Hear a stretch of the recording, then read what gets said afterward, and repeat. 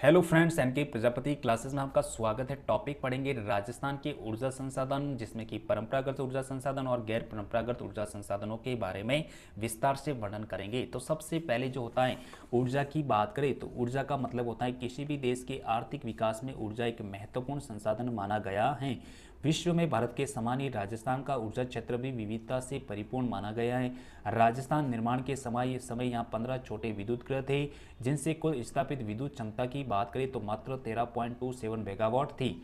राजस्थान में विद्युत विकास हेतु सार्थक परियोजनाएं 1 जुलाई 1957 को राजस्थान राज्य विद्युत मंडल की स्थापना के साथ ही प्रारंभ की गई। ऊर्जा संसाधन अर्थात ऊर्जा की आपूर्ति वर्तमान युग की प्राथमिक आवश्यकता मानी गई है, क्योंकि ऊर्जा की उपलब्धता ही आर्थिक विकास को नियंत्रित और निर्धारित करती है।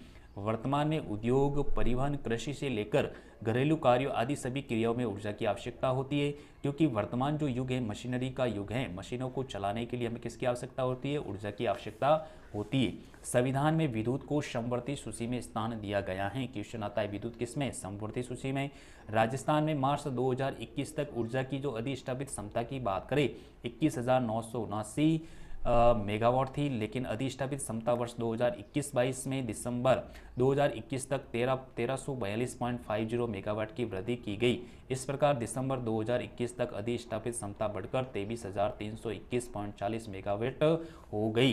तो ये चीज़ अपन को याद रखनी है। उसके बाद में कुछ प्रमुख अगर देखें तो जैसे कि राज्य की स्वयं की भागीदारी वाली परियोजनाओं की बात करें तो सबसे पहले तापीय परियोजना की बात करें तो 2017-18 में 5,190 थी। उसके बाद में 18-19 की बात करें 5,850, 19-20 की बात करें 6,510, 2020-21 में बात करें 7,170 और 2021-22 की बात करें तो 7,830। दूसरा है जल विद्युत की बात करें तो 1,017, उसके बाद में 1,017.29, उसके बाद में 1,017.29 और उसके बाद में 1,017.29 में इसका विस्तार किया गया। गैस की बात करें 703.50 इसमें बढ़ोतरी यही थी।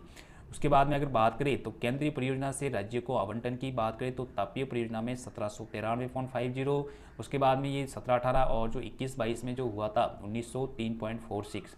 जल विद्युत की बात करें 738.79 और 21-22 में 740.66। गैस की बात करें तो 221.10, परमाणु की बात करें 456.74 और 456.74। उसके बाद में RIC की बात करें, RMRSML की बात करें, निजी क्षेत्र या पवन ऊर्जा, बायोमास, सौर ऊर्जा परियोजना की बात करें तो जो पवन है 4,137.20, वही 3,734.10। बायोमास की बात करें 101.95 है तो 101.95 मेगावाट।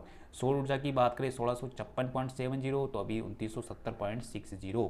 तापीय की बात करें या जल विद्युत की बात करें 3,736 और अभी जो है 3742 मेगावाट हैं।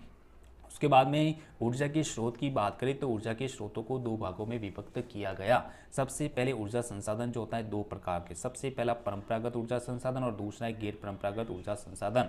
इसी को कहते हैं अवैकल्पिक ऊर्जा संसाधन और इसी को कहते हैं अनवीकरणीय ऊर्जा संसाधन। गैर परंपरागत को वैकल्पिक ऊर्जा संसाधन और इसी को कहते हैं नवीकरणीय ऊर्जा संसाधन। परंपरागत ऊर्जा संसाधन की बात करें तो ऐसे संसाधन जो प्राचीन काल से चले आ रहे, ऐसे संसाधन जिनके भंडार क्या है सीमित है, और ऐसे संसाधन जिनका एक बार उपयोग होने के बाद पुनः उपयोग में नहीं लाया जा सकता, उसे हम क्या कहते हैं? परंपरागत ऊर्जा संसाधन उपयोग में नहीं लाया जा, जैसे कि तापीय ऊर्जा हो गया, जल विद्युत ऊर्जा और आणविक ऊर्जा। दूसरा है गैर परंपरागत की बात करें, ऐसे संसाधन जो परंपरा से नहीं चले आ रहे, जिनके भंडार भी क्या असीमित है, जिनका बार बार उपयोग भी क्या है संभव है, जैसे कि सौर ऊर्जा हो गया, पवन ऊर्जा, बायोमास, बायोगैस, भूतापीय, बायोडीजल और इसी को ज्वारी ऊर्जा को हम वापस से न्यू बना सकते हैं। उसके बाद में आगे बात करें परंपरागत ऊर्जा स्रोत की बात करें तो जो सबसे पहला है जल विद्युत। जल विद्युत जो है वर्तमान में राजस्थान का प्रमुख ऊर्जा का क्या माना गया है? स्रोत माना गया है। यद्यपि राज्य की जो प्राकृतिक परिस्थितियां जल विद्युत उत्पादन के लिए उपयुक्त नहीं है, फिर भी राज्य में विद्युत आपूर्ति का लगभग 40% जल है। राजस्थान में जहाँ राज्य की नदियों पर बांध बनाकर विद्युत उत्पादित की जाती है, वही अन्य राज्यों से भी बिजली हमें प्राप्त की जाती है। सबसे पहले अगर बात करें प्रमुख परियोजनाओं की तो जो सबसे पहली है भाखड़ा नांगल प्रोजेक्ट की बात करें तो राज्य का अंश 15.2% है, जो कि राजस्थान, पंजाब और हरियाणा की क्या है? साझेदारी। दूसरी व्यास परियोजना जो कि देहर व पौंग, राज्य का अंश 20 से 59%, जो कि राजस्थान, हरियाणा और पंजाब। माही बजाज सागर की बात करें तो राज्य का अंश 45%, राजस्थान और गुजरात की परियोजना है। चंबल पावर प्रोजेक्ट की बात करें राज्य का अंश 50%, राजस्थान और मध्य प्रदेश। राहूगढ़ प्रोजेक्ट की बात करें 50% राज्य का अंश है, राजस्थान और मध्य प्रदेश के बीच में।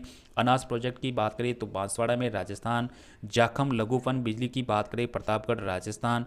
लघुफन बिजली परियोजनाओं की बात करें जो कि अनूपगढ़, चारणवाला, सूरतगढ़, पोंगल सेकेंड, मांगरोल, बिशलपुर जो कि राजस्थान की एक संयुक्त परियोजनाएं मानी गई हैं। उसके बाद में केंद्रीय जल परियोजना की बात करें जिसमें राज्य का क्या क्या अंश है, तो सबसे पहले सलाल परियोजना उधमपुर जो कि जम्मू कश्मीर में, राज्य का अंश 2.95%।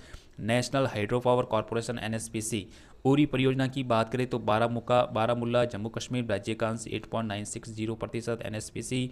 चमेरा परियोजना की बात करें हिमाचल प्रदेश 19.60 या 9.6% एनएचपीसी फर्स्ट और एनएचपीसी सेकेंड। टनकपुरा परियोजना की बात करें तो उत्तराखंड एनएचपीसी। दुलस्ती परियोजना की बात करें तो जम्मू कश्मीर में 10.88%। और धौलीगंगा की बात करें तो ये भी उत्तराखंड में, राज्य का अंश जो है 9.64% एनएचपीसी। पार्वती पन विद्युत प्रोजेक्ट की बात करें हिमाचल प्रदेश एनएचपीसी। और नाथपा जाखरी प्रोजेक्ट की बात करें हिमाचल प्रदेश, राज्य का अंश 7.4% है एनएचपीसी। टिहरी प्रोजेक्ट की बात करें उत्तराखंड जल विद्युत विकास निगम के द्वारा। एनजेपीएस की बात करें तो 7.47%। सेवा एचईपी स्टेज सेकेंड की बात करें तो 10.84%। कोटेश्वर की बात करें तो 8.36%। और रामपुर की बात करें तो 7.72%। और कोलदाम की बात करें तो 10.72% इनका योगदान माना गया। Thank you.